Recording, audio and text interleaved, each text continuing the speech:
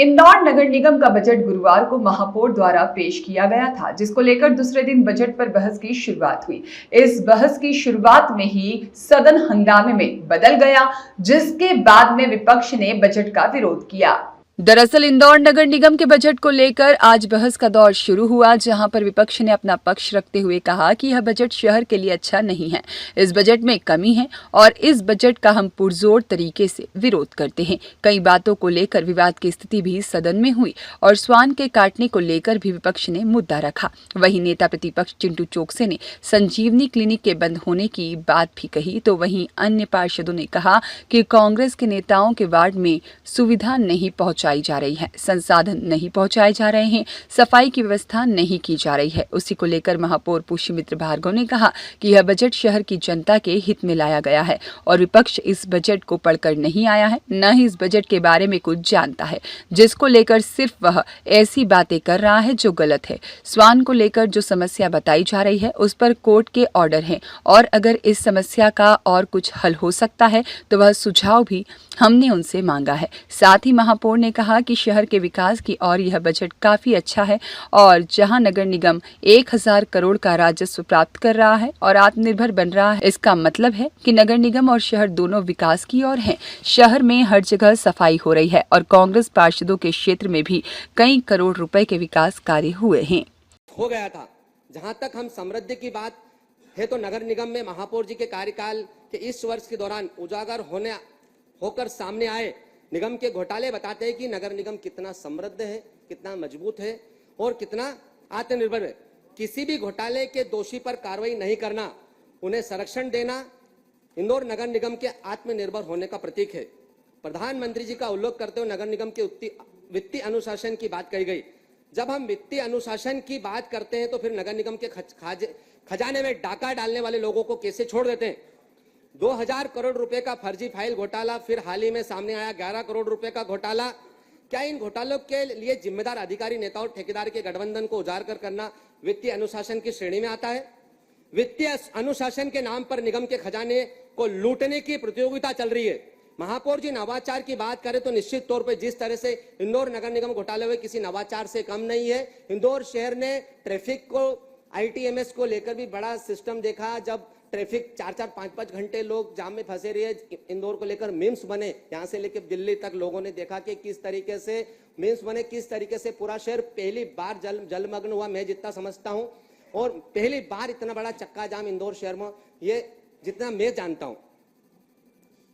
सभापति जी, आप महापौर जी ने अपने भाषण में कभी प्रधानमंत्री जी की बात कही तो कभी पूर्व प्रधानमंत्री जी स्वर्गीय अटल बिहारी वाजपेयी जी की बात करी। मैं कहना चाहता हूं कि आप इधर उधर की बात न करो, हमारा काम है, बस काम की बात रखो। सभापति जी, यह समस्या है कि हमारे महापौर जी के पास बताने के लिए अपने खुद के कार्यकाल में खुद के द्वारा कराए गए काम नहीं है। ऐसी स्थिति में पूरे बड़े नेताओं के कोटेशन बोलकर अपने बजट भाषण पर टाइम पास करने की कोशिश करते हैं। जब कहते हैं कि वह तो कर्मयोगी है, तो मैं पूछना चाहता हूं, कर्मयोगी जी पूरे साल में इंदौर में मास्टर प्लान की 23 सड़कों में से एक भी सड़क का काम पूरा क्यों नहीं हो सका? कर्मयोगी जी सुभाष मार्ग की सड़क बनाने के लिए नगर निगम ने 1.5 साल पहले तोड़फोड़ के लिए निशान लगाए थे, उसके बाद भी सड़क की चौड़ाई के निर्माण तोड़कर सड़क को बनाने का काम क्यों नहीं हो सका? क्या इस कर्मयोगी का रिमोट, जिनके हाथों में उन्होंने रिमोट दबा दिया था, जिसके चलते ये काम नहीं कर सके? उनने कहा अच्छों ने अच्छा समझा, वाघेला जी, बुरों ने बुरा समझा। आपके समय सीमा है 3 मिनट। समय सीमा है 3 मिनट।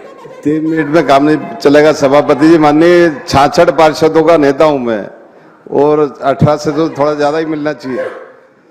अच्छों ने अच्छा कहा, बुरों ने बुरा कहा, जिसकी जैसी नीयत थी उसने मुझे ऐसा ही समझा। महापौर जी तो बहुत अच्छा काम कर रहे हैं, लेकिन पूरे ही भाषण में ऐसा लग रहा है कि उनकी जो दृष्टि जैसी थी उनको वैसा ही दिखा। मैं महापौर जी को, परिषद को बधाई देना चाहता हूं सभापति जी, आपके माध्यम से। बार बार नवाचार को व्यंग के रूप में लिया। दुनिया में महापौर जी के प्रयत्न से बिजली बचाने का बड़ा अभियान चलाया है हमने। और फरवरी माह में 1.5 लाख यूनिट कम खपत हुई। ये नवाचार का परिणाम था। पहले हम एक छोटी छोटी लाइन के लिए ड्रेनेज की हो, नर्मदा की हो, बहुत प्रयत्न करना पड़ता था। महापौर जी के नेतृत्व में अब 1000 से ज्यादा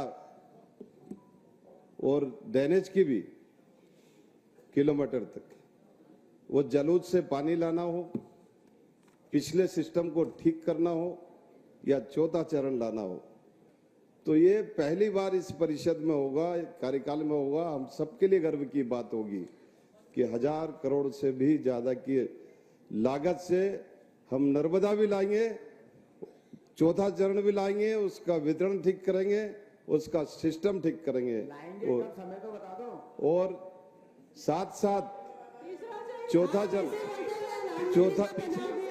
और साथ साथ ड्रेनेज के पुराने शहर सहित शहर के जो किनारे पे बसे हुए 29 गांवों के अंदर मूलभूत संरचना को मजबूत करेंगे।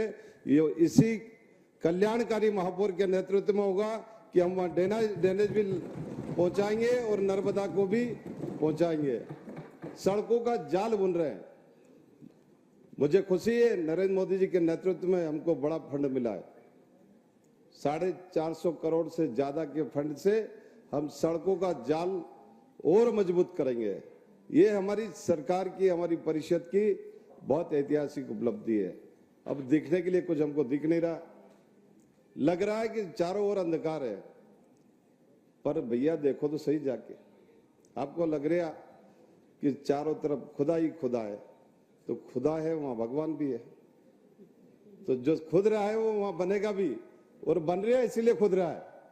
तो इसलिए विकास की गंगा इस परिषद के अंदर, इस परिषद में महापौर जी के नेतृत्व में, क्योंकि हमारे शहर के ही विधायक मंत्री होने के कारण से, विभागीय मंत्री होने के कारण से लगातार हमको पैसा लगातार मिल रहा है और मुझे गर्व है इस बात का।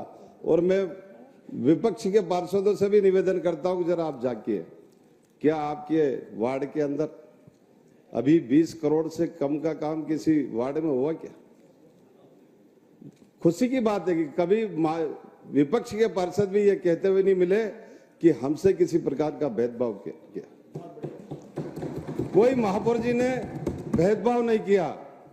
साथ साथ हमारे परिषद के जो एमआईसी मेंबर है, सबने सहयोग किया और ये पूरे शहर का एक सस्टेनेबल डेवलपमेंट हो जाए, एक जैसा विकास शहर का होना चाहिए। और मैंने तो आज तक 2.5 साल में कभी किसी विपक्ष के पार्षद को भी ये कहते हुए नहीं पाया कि मेरा ये काम नहीं किया। भैया जागो, सक्रिय हो जाओ और अपने क्षेत्र में भी काम करो। और हमारे भी पार्षद दल की बैठक हुई थी, तो चिंटू भैया सबने अपना व्रत रखा, उसमें काम रखा उसके अंदर, तो काम 20-25 करोड़ हमारे महापौर जी का तो कहना है योजना बना के लाइए जरा, कहीं मंजूरी में लेट नहीं करेंगे। हमारे परिषद के साथी मत ताकत के साथ में आपका सहयोग करने के लिए तैयार है। तो हम शहर को एक दिशा देने वाला काम इस समय करने की स्थिति में है। इसमें चर्चा हो रही है, लेकिन दुख इस बात का है कि कांग्रेस के और विपक्ष के साथी ना तो बजट पढ़कर आए, ना समृद्ध, सुंदर और स्वच्छ और आत्मनिर्भर का अर्थ समझ पाए। भाई आत्मनिर्भरता से जो तात्पर्य था वो है कि हम अपना खुद का खर्चा उठाने के लायक हो गए। 1000 करोड़ का राजस्व जिसके पास आया हो, तो ये निगम के पिछले 2-3 सालों के प्रयासों से आया है। बजट के बारे में, बजट के विषय में चर्चा के अलावा हर बात उन्होंने कही। दैनंदिन के कामों में जो छोटी बड़ी कमियां रहती हैं उन पर बात की। मुझे खुशी होती कि विपक्ष के नेता बजट में सुधार, सुझाव और शहर को नई सौगात के माध्यम से क्या नया करना चाहिए उस पर बात करते। मुझे दुख भी है इस बात का कि उन्होंने बजट का विरोध किया।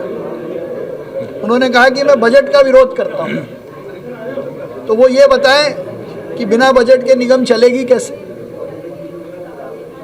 बजट में क्या सुधार करना चाहिए, उसके लिए बजट सेशन होता है। हमने पिछले साल में क्या काम किया, क्या नहीं किया, उसके बारे में तर्कपूर्ण बात हो सकती थी। उनको ये भी जानकारी नहीं है कि मेरे खुद के वार्ड में संजीवनी क्लिनिक चालू है। इसलिए विपक्ष ने निराधार, अनर्गल और बिना अध्ययन किए बजट पर अपनी बात रखी। अगर उन्होंने अध्ययन किया होता तो वो बजट का विरोध नहीं करते, उसमें सुझाव देते। वार्ड 73 जीरो वेस्ट वार्ड है, जिसको दुनिया भर के लोग देखने आते हैं। इसीलिए मैं कह रहा हूँ, झूठे आरोप लगाना व्यक्तिगत आरोप हो सकते हैं, लेकिन शहर की बदनामी, शहर के काम की बदनामी ये सदन सहन नहीं करेगा। समस्या कार्यप्रणाली में हो सकती है, लेकिन शहर के खिलाफ ये सदन एक शब्द भी नहीं सुनेगा। और जितने हमारे विपक्षी पार्षद हैं, पहले वो इस बात का हिसाब दें कि 2.5 साल में उनके वार्डों में कितने कितने करोड़ के काम हुए हैं। अगर भेदभाव हुआ होता तो उन वार्डों में काम नहीं होते। 45 करोड़ से ज़्यादा के काम केवल ड्रेनेज के 12-15 वार्डों में हुए। माननीय न्यायालय का आदेश है, माननीय न्यायालय का निर्णय है। अगर मान लीजिए उस निर्णय में कोई गलती होगी तो हम सब स्वतंत्र हैं उसकी अपील करने की, लेकिन हम उस पर टिप्पणी करें ये संभव नहीं। देखिए, केंद्र सरकार ने लोकसभा और राज्यसभा में एक बहुत ऐतिहासिक बिल मुस्लिम अधिकारों की दृष्टि से पास किया है, जिसमें मुस्लिम समाज का भला होने वाला है। लेकिन पुराने वक्फ के नियमों के आधार पर कई सारे अनरजिस्टर्ड और इल्लीगल संस्थाओं ने वक्फ के नाम पे जो शासकीय ज़मीनों पर कब्जा किया हुआ था, यदि इस एक्ट के कारण या हमारी जागरूकता के कारण वो हमें वापस मिलती है, उसके लिए अगर किसी प्रकार का ऑडिट हो, सरकार जांच कराए, नगर निगम की अगर मालिकी की ज़मीन है और अगर इस एक्ट में या इस एक्ट के अलावा जांच कराने में ये पाया जाता है कि ये गलत तरीके से वक्फ में दर्ज हुई है, तो उसमें कोई बुराई नहीं है। नहीं, देखिए, बहुत ही ज़्यादा एक्सट्रीम लिमिट पे भी बहुत ज़्यादा अमर्यादित, असंसदीय और किसी के अपमान करने वाले शब्दों का प्रयोग नहीं होना चाहिए। भोपाल ने भी और इंदौर नगर निगम ने भी पहले भी और जो भारत की पार्लियामेंट में भी जो शब्द बैन है, उनको हमको मान के चलना चाहिए कि हमको उनका उपयोग नहीं करना चाहिए। सदन की कार्रवाई से हम उनको हटाते हैं। शहर में स्ट्रीट डॉग्स की समस्या को लेकर एक बड़ा अभियान हमने बनाकर काम शुरू किया है। अधिकारी लगातार उस पर काम कर रहे हैं। माननीय न्यायालय के निर्देशों को ध्यान में रखते हुए ये कार्रवाई हम कर रहे हैं। जनसंख्या कम करना और जनसंख्या के अलावा उनसे आम आदमी प्रभावित ना हो, ये दोनों अलग अलग विषय हैं। इस पर हम काम कर रहे हैं। मैं आज इतना कह सकता हूँ कि इसका परिणाम आपको दिखेगा। भोजन की व्यवस्था की बात करें तो अगर उस अभियान में सब कुछ है। एनजीओस के साथ काम करेंगे कि उनको भोजन भी मिले, उनका इलाज भी हो, और एबीसी एनिमल बर्थ कंट्रोल के तहत जो कार्रवाई करनी है वो भी हम करेंगे। ब्यूरो रिपोर्ट, सत्याग्रह न्यूज़, मध्य प्रदेश।